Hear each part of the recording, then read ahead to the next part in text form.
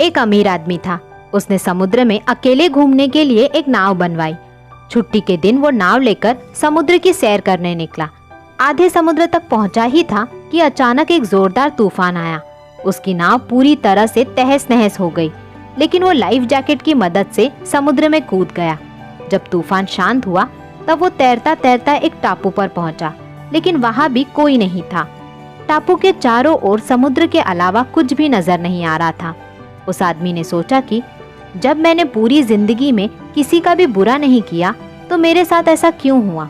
उस आदमी को लगा कि ईश्वर ने मौत से बचाया तो आगे का रास्ता भी वो ही बताएगा। धीरे धीरे वो वहां पर उगे झाड़ फल पत्ते खाकर दिन बिताने लगा। अब धीरे धीरे उसकी आस टूटने लगी। ईश्वर पर से उसका यकीन उठने लगा। फिर उसने सोचा कि अब पूरी जिंदगी यही इस टापू पर ही बितानी है तो क्यों न एक झोपड़ी बना लूं। फिर उसने झाड़ की डालियों और पत्तों से एक छोटी सी झोपड़ी बनाई।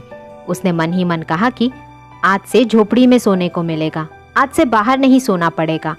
रात हुई ही थी कि अचानक मौसम बदला। बिजलियां जोर जोर से कड़कने लगी।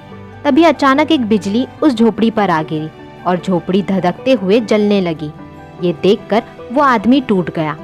आसमान की तरफ देखकर बोला, हे भगवान, ये तेरा कैसा इंसाफ है।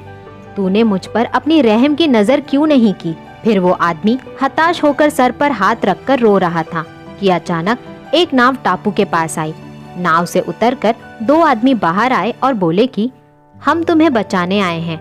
दूर से इस वीरान टापू में जलता हुआ झोपड़ा देखा तो लगा कि कोई इस टापू पर मुसीबत में है। अगर तुम अपनी झोपड़ी नहीं जलाते तो हमें पता ही नहीं चलता कि टापू पर कोई है। उस आदमी की आंखों से आंसू गिरने लगे। उसने ईश्वर से माफी मांगी और बोला कि हे भगवान, मुझे क्या पता था कि तूने मुझे बचाने के लिए मेरी झोपड़ी जलाई थी। यकीनन तू अपने भक्तों का हमेशा ख्याल रखता है। तूने मेरे सब्र का इम्तिहान लिया, लेकिन मैं उसमें सफल नहीं हो पाया। मुझे माफ कर दे।